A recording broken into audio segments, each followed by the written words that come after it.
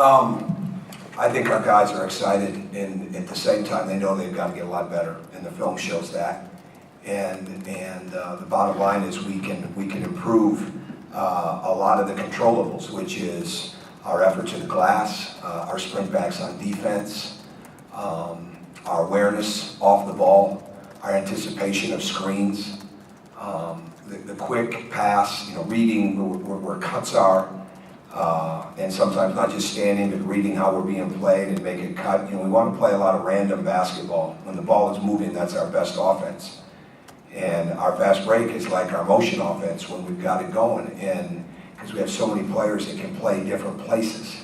And what we've got to do is continue to make a quick pass with a lot of movement, and that just keeps the game moving. And at the same time, defensively, we've got to do a better job of taking that away. So I know we're excited to play against Eastern. A lot of respect for Jay Spoonar. His father, Charlie, was one of the great coaches of all time, and was always good to me. I call him a personal friend. And Jay has done a fantastic job in his own right as a coach. And this team plays very fast. They play very innovative. They can play through all five guys. They can isolate. Johnston is a matchup problem. Trey Anderson is an extreme matchup problem because of his size and the fact that he can overpower you with his back to the basket and off the dribble, and at the same time is an outstanding passer and really finds cutters. So we've got to do a great job of being aware of them.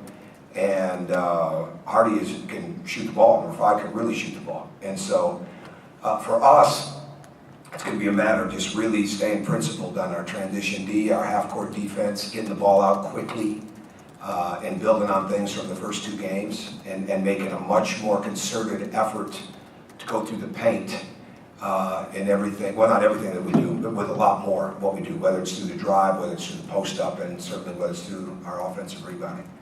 And we're looking forward to it. So go ahead. First question. Pete?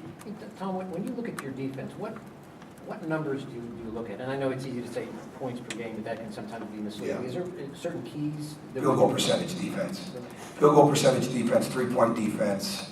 The turnover part is going to be big for us because that can really change the field goal percentage defense. So the less turnovers, the better, obviously, because those are so indefensible so many times because you can't get back and stop people. To me, that's the big one. And then what's our rebound numbers like? What are they getting offensively? What are their offensive rebound numbers like? So we want to be very good at making tough challenge shots come from tough challenged passes. And when teams are allowed just to move the ball around, it creates a lot more open looks. And then when it comes to the in-house stuff for us, it's going to be what are we doing at the rim? What's our help like there? And then there's always specifics inside of the game. Like this team does a really good job of dropping the ball up to the baseline.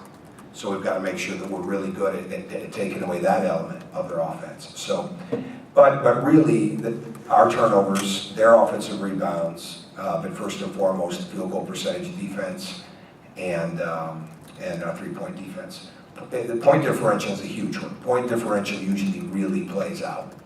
And I think the year that we were number 1 for so long, I think we ended up 4th in the country in point differential. So I mean, that always bears out.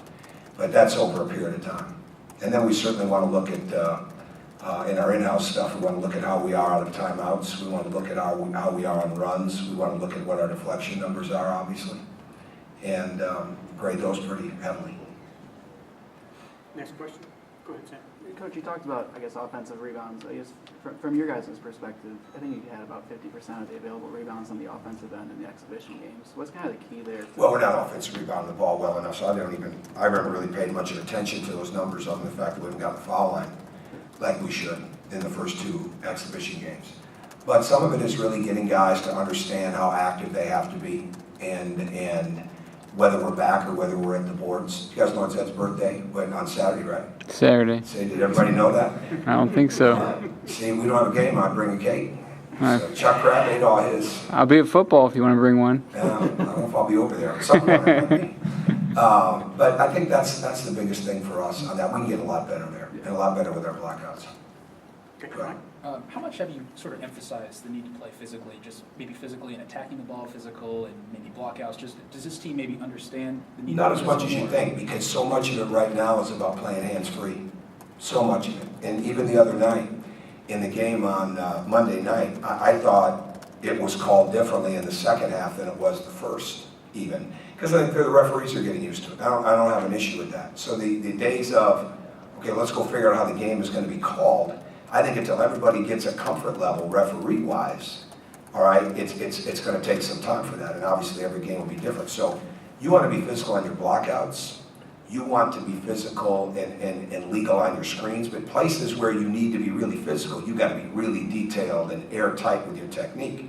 So to me, the biggest thing that we're trying to get better at is defending cutters, defending the ball, without being overly physical, because as soon as you put your hands in, a lot of times it's a foul, especially in the second half. So to me, where your physicality is really gonna show itself, and this is where we're getting stronger, but now we've got to play through it better, is are you really getting low? Okay, in football it's pad level, all right, and in basketball it's really getting those shoulders down. When your shoulders are high, all right, and you're bending at the waist, you're not going to be nearly as physical or nearly as quick and as athletic as you need to be. And so you got to get your body built up to be able to do that in the pace of games. So when you're low and you're playing with leverage, well, now you're a more physical team.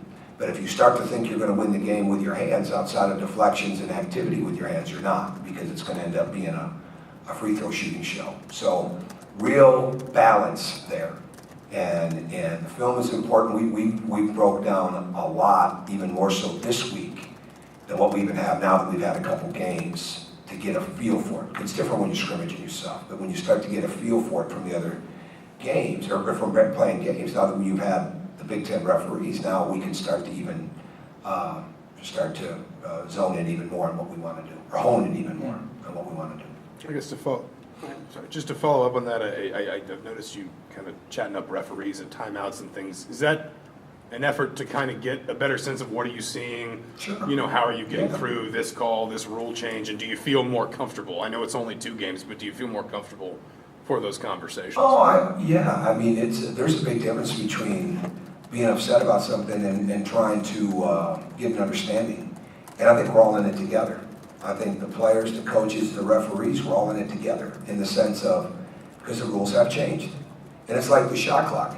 Okay, it may not play itself out over 2, 3, 4, 5 games. It's going to play itself out over a period of time. And that's the same thing with the rules. So getting a feel from them on what they see, all right, getting some clarity, and trying to coach it that way. It is the most important thing, and I always appreciate when they do tell you what they see, and it's a lot different when you're telling them what you saw, right? So I mean, it's a lot more of a, I'm sure that'll come, but it's a lot more of a getting that understanding to help them even more at timeouts and at halftime. What does the film show you about playing Thomas and Max together at the same time? They've got it. They can continue to do a lot more. They can continue to be more active offensively, defensively, all the way around. And as you've seen, they both have 3-point range, but being that person that can make those shots. It's a little hard because Colin and Thomas have missed so much time of live action in practice. And we see that on the court. And we're in a minutes limit the other night with Thomas, and somewhat of a minutes limit with Colin. And so it wasn't that I was taking Thomas out because he wasn't playing well. It was more managing it and helping him get ready for situations. They ran some different things that we hadn't spent a lot of time on yet. And so obviously we've done more of that in the last couple of days to get ready for different types of actions. But it remains to be seen. I'm no closer to knowing what the starting lineup is tomorrow. I mean, it's just... I don't know, I'll decide sometime tomorrow, but I do like the fact that those guys have played together because I think that's going to be needed, just like it's going to be needed with Jawan, and there'll be times it's Troy, Colin, and one of those guys. I mean, when we can get bigger and still not lose any speed or mobility or ball movement, it'll be good for us.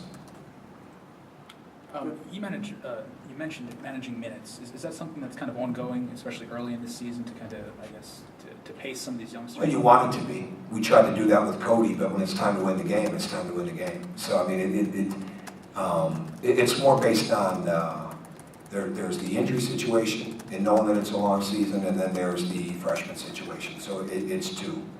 And it's really trying to steal some time, through timeouts, help them continue to learn, help them continue to get better coming off the bench. I didn't think the other day we were very good at all once we'd gone to the bench and coming back.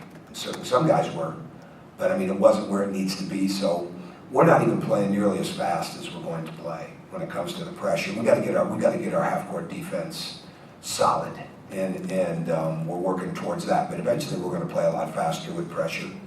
And we're not very good at taking the ball out of bounds yet and getting it up the court. That's something we haven't spent enough time on, and we will. So I mean, there's a lot of room for growth in all of those areas. But managing minutes of young guys is a huge part of that when you have such a long season. Forgive me, I'm asking as much for some of my comrades north of the Indiana-Michigan border, but Jim's in town this week, and he said he was going to try to make it to the game tomorrow. I guess, do you know if he'll be there, and just what's this weekend going to be like for you and for him and the family? Well, our house will be full. So I think it's fantastic. It's just, I love Jim. I mean, Jim and John treat me like their brother. They always have. And we're almost 25 years in right now, 24, 25 years. So as far as me knowing them. But I don't know. I think a lot of it will depend on his schedule. I know his family will be there. There'll be other friends of the family that will be there. And if he's there, that's great. And if he wants to sit on the bench like he did before, he can do that. If he wants to sit behind the bench, sit at the scores table, whatever he wants. And we'll look forward to seeing him. We'll have our competition, he'll have his competition, and hopefully along the way there'll be some time to see each other as families. But I know Joni and our kids will get a chance to see his wife and children, and so that'll be nice. Okay, Coach, thank you very much. All right, thank you, players.